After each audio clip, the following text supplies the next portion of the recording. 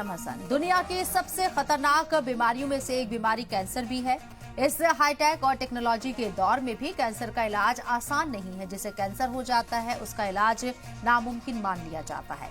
बहुत कम ही कैंसर का जादुई इलाज हो पाता है।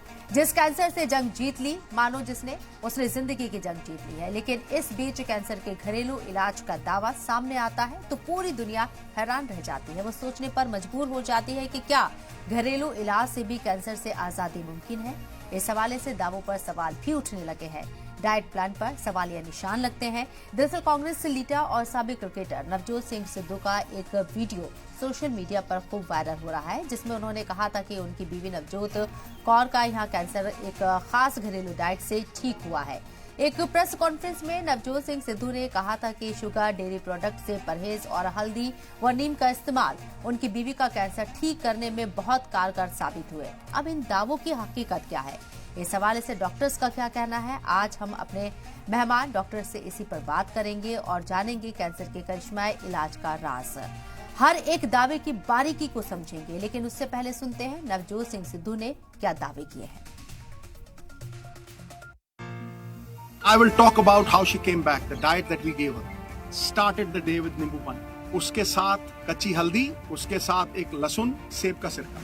उसके आधा घंटा बाद 10-12 नीम के पत्ते, और इसमें कोई पैसे नहीं लगते। नीम के पत्ते तुलसी से ग्रीन ब्लड कहते हैं। और सबसे तकड़ी दवाई कैंसर की, कड़वे और खट्टे तत्व, बेरीज, सिनेमम के साथ काली मिर्ची, लौंग, छोटी इलायची, इसको उबाल के इतना सा गुड़, बस वही इसका शुगर थी, बस इतना सा गुड़ उसमें डाल के वो चाय। उसके बाद नट्स, सफेद पेठे का जूस और एक ग्लास जूस का जिसमें बीटरूट, चुकंदर, गाजर और एक आंवला था। फिर रात को 7, 7:30 जैसे ही दिन छिपा, no rice, no roti, quinoa, the only grain which is anti inflammation and anti cancer. She was given water which had pH levels of 7। ये सब तो इंपॉर्टेंट चीज है, सब तो जरूरी चीज है, क्योंकि 72% ਤੁਹਾਡੇ शरीर का हिस्सा, आपके जिस्म का जो 72% वॉल्यूम है वो पानी है।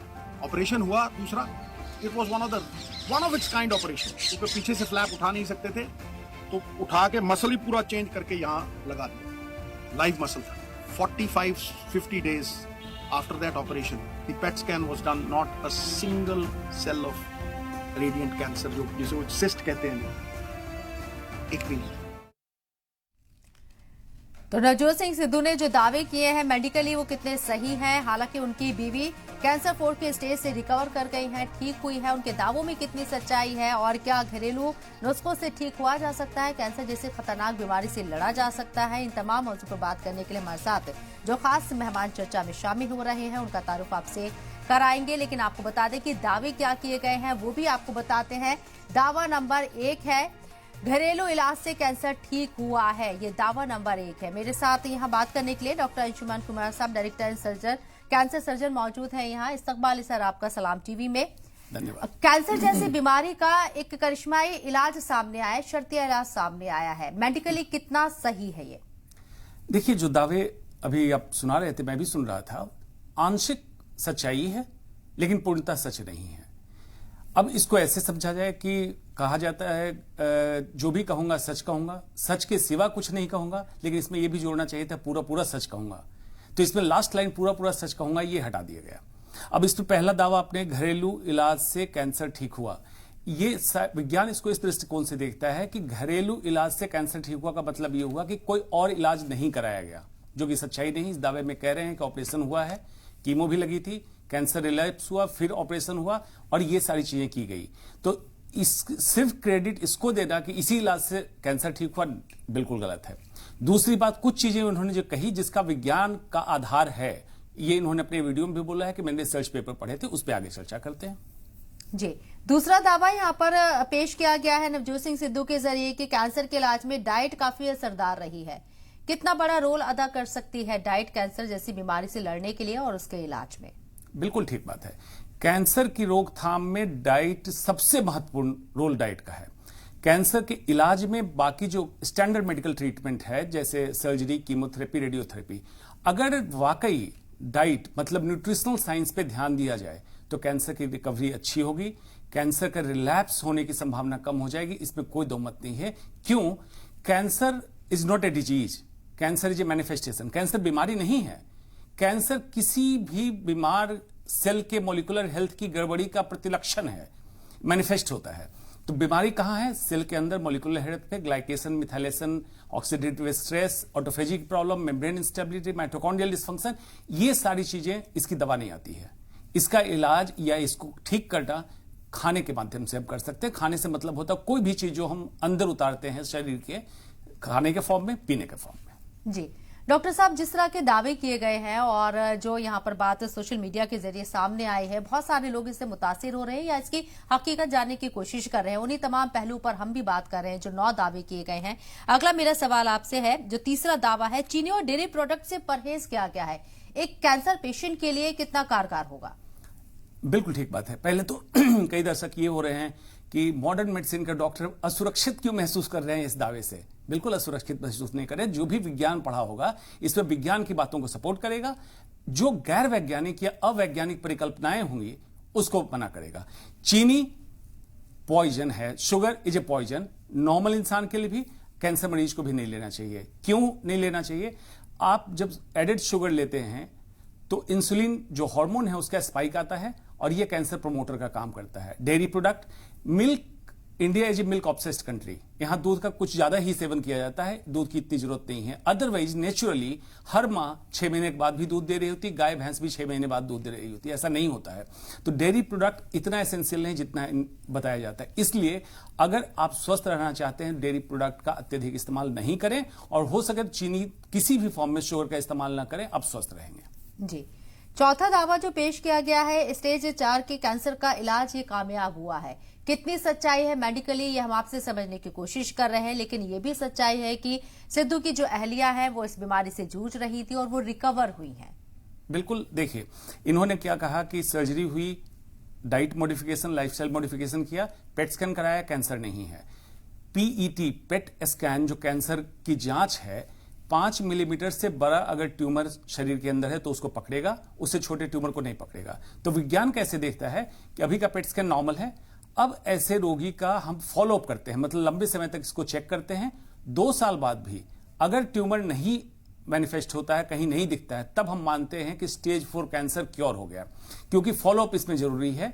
सिंगल केस स्टडी को तुरंत 40 दिन के फॉलो अप पे हम ये नहीं कह सकते हैं कि ये दावा सच है, ये दावा सच नहीं होगा।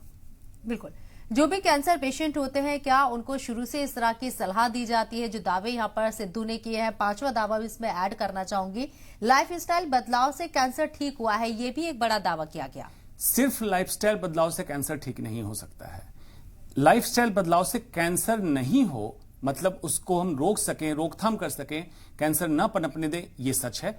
लेकिन कैंसर होने के बाद लाइफस्टाइल एक बहुत बड़ा रोल निभाता है कि कैंसर के रिकवरी में, जो मेडिकल ट्रीटमेंट चल रहा है, और रिलैप्स को रोकने में, ये सच है। लेकिन सिर्फ लाइफस्टाइल बदल के कैंसर को ठीक कर देंगे या डाइट ठीक करके ठीक कर देंगे, ऐसा नहीं होता है। बहुत ही खराब कंडीशन थी यहाँ पर नवजोत सिंह सिद्धू की अहलिया की, पर बचने की उम्मीद सिर्फ 5% थी, ये भी दावा किया गया है। लेकिन ये तमाम जो प्रिकॉशन लिए गए, जो यहाँ पर घरेलू इलाज के तरीके बताए गए हैं, उसके जरिए वो ठीक हुई है, ये भी दावा किया गया है। देखिए, ये जो आंकड़ा है इसके बारे में जानकारी नहीं कि वाकई डॉक्टर ने ऐसा स्टेटमेंट दिया था कि 5% है। आमतौर पे परसेंटेज का मतलब लोग समझते हैं कि सिर्फ उम्मीद 95% बचने की नहीं है, 5% बचने की, जबकि ऐसा नहीं है। मेडिकल साइंस का जब ट्रायल होता है, फॉर एग्जाम्पल 1 लाख लोगों को रिक्रूट किया गया, 1 लाख में से 5 साल का फॉलोअप किया गया तो देखा गया 100 में से 5 मरीज बचे, उसको हम कहते हैं 5%। ऐसा नहीं कि आपके मरीज को 95% ना बचने की उम्मीद है और 5% बचने की उम्मीद है। आंकड़े ऐसे नहीं समझे जाते हैं, आंकड़े बड़े कॉम्प्लिकेटेड और जटिल तरीके से समझे जाते हैं। लेकिन ये भी सच्चाई है डॉक्टर साहब कि एक बड़ी आबादी कैंसर जैसी इससे बड़ी बीमारी से जूझ रही है, और अगर कोई एक पेशेंट ऐसे रिकवर होकर सामने आता है तो कहीं ना कहीं वो नजीर बनता है, लोग उसको देखने की, सुनने की कोशिश करते हैं। लेकिन जैसा कि आपने बताया कि मेडिकल साइंस में ये एक तरीके से चीजें हो सकती है, सपोर्टिंग हैंड हो सकते हैं, लेकिन पूरी तरीके से ठीक नहीं करती हैं। तो लोगों को कितनी उम्मीद करनी चाहिए? बिल्कुल उम्मीद करनी चाहिए। इसकी एक अहम भूमिका है स्टैंडर्ड मेडिकल ट्रीटमेंट के प्रोटोकॉल में, ये चीजें हैं जो इन्होंने बताई है। ये मॉडर्न साइंस इसको रिसर्च करके निकाला हो। इन्होंने कहा भी अपने वीडियो में, मैंने रिसर्च के बहुत सारे पेपर पढ़े।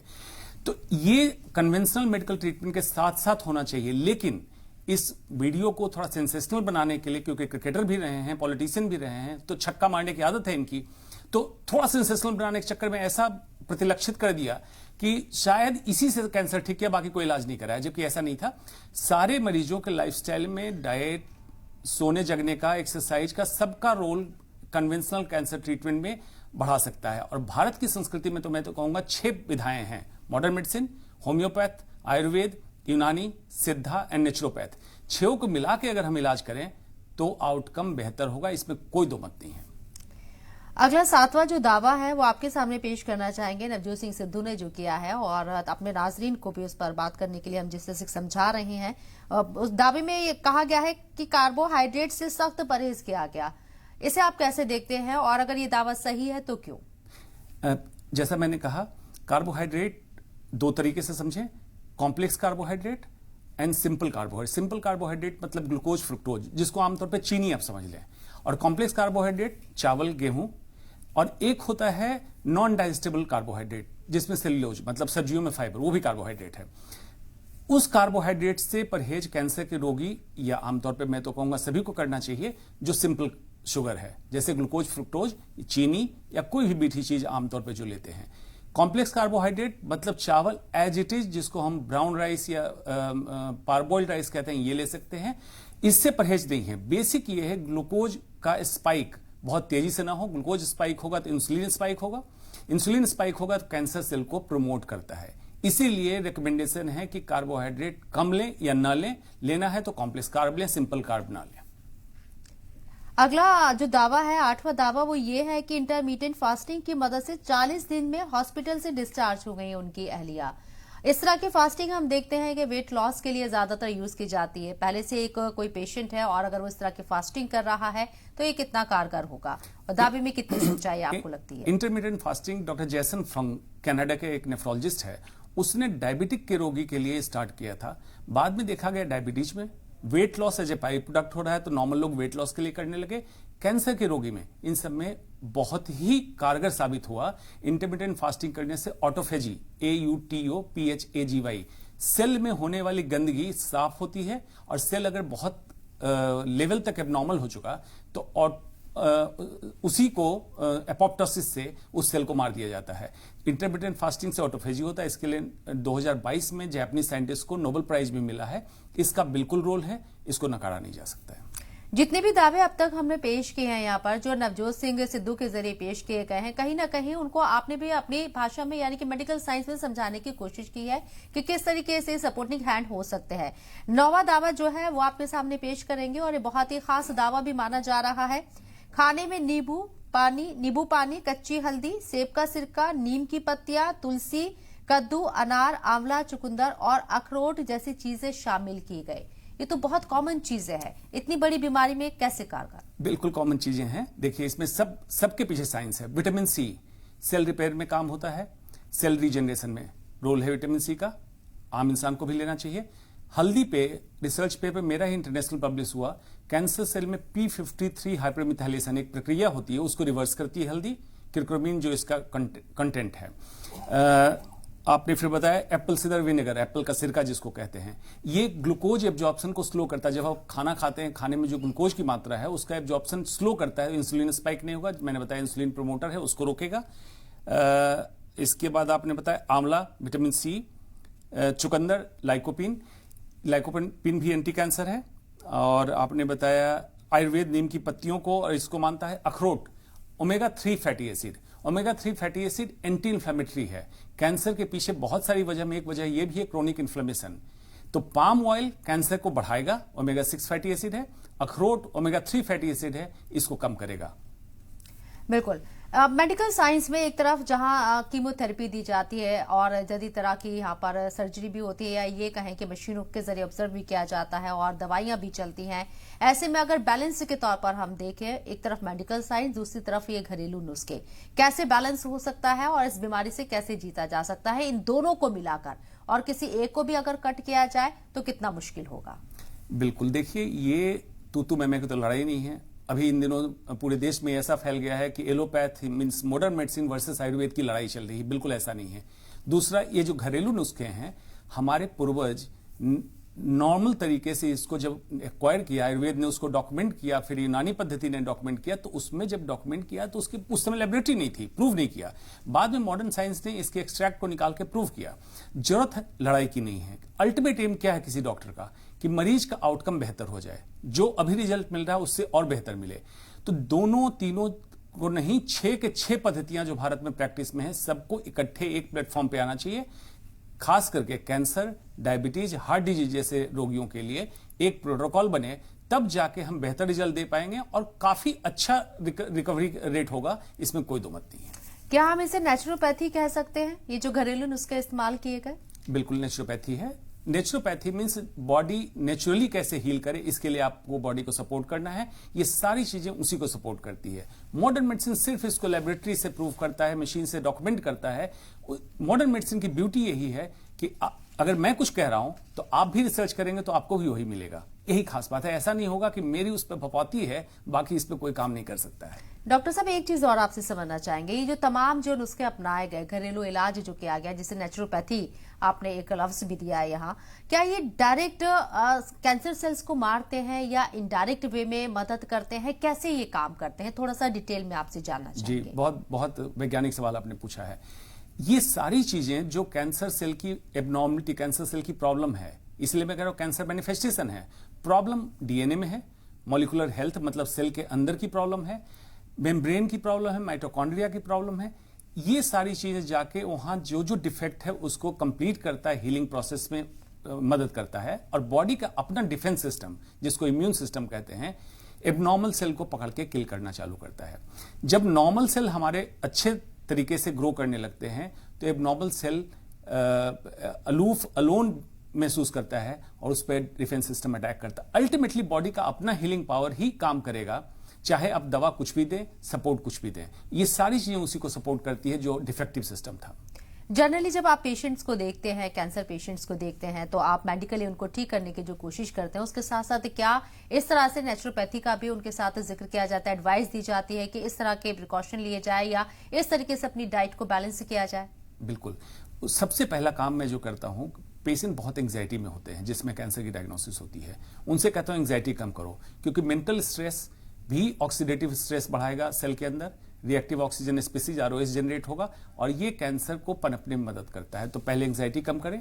दूसरी बात, उनको मैं कहता हूं आत्मविश्लेषण करें कि क्या क्या जीवन शैली में आपने हाल फिलहाल 5-10 साल में बदलाव किए हैं, उनको ठीक करना है।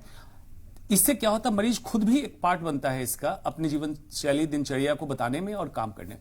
फिर जो जहां जहां विज्ञान सपोर्ट कर सकता है, उनके डाइट में, उनके एक्सरसाइज में, सोने के तरीके में, जागने के तरीके में, क्या खाना है, क्या नहीं खाना है, कैसे खाना है, इसमें हम लोग एज ए डॉक्टर उनको सपोर्ट करते हैं।